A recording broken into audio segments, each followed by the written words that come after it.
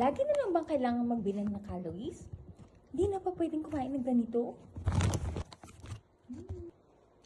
Ayaw mo bang magbilang ng calories o magtimbang ng mga pagkain para lang ma-achieve ang ideal weight mo o ma-maintain ng figure mo? Good news! Hindi mo kailangan maging sobrang strict. Ang sikreto, tamang portions at balanced meals.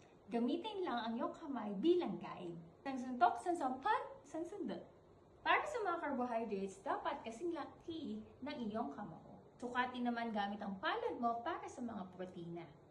Sa mga gulay naman, dapat singlaki ng 2 kamay na nakabukas. At sukatin gamit ang hinlalaki para sa iyong mga healthy fats o palaman. Simple, sustainable, at walang masyadong stress. Huwag ka din magbawal ng pagkain kasi ang sobrang restriction, nagre-resulta to ng binge eating. Pwede pa rin kumain. Tandaan mo lang ang 80-20 rule. 80% yung masustansyang pagkain, 20% indulgence. At alam mo ba na makakatulong pag medyo papagalan mo ang pagkain para maramdaman ng katawan mo ang pagkabusog. Nakakatulong din na maging active ka araw-araw. Kahit simpleng lakad-lakad yan, malaking bagay yan.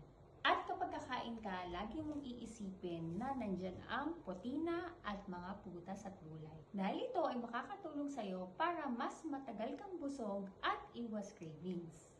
At syempre, kailangan natin uminom ng tubig. Kasi minsan, nakala natin gutom tayo, pero uhaw lang pala.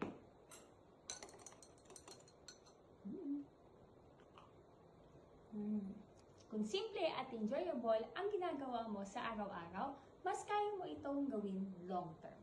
Kaya kung kailangan mo ng simpleng meal plan at gusto mo nang mag-start sa iyong wellness program, nandito lang ako. Message now.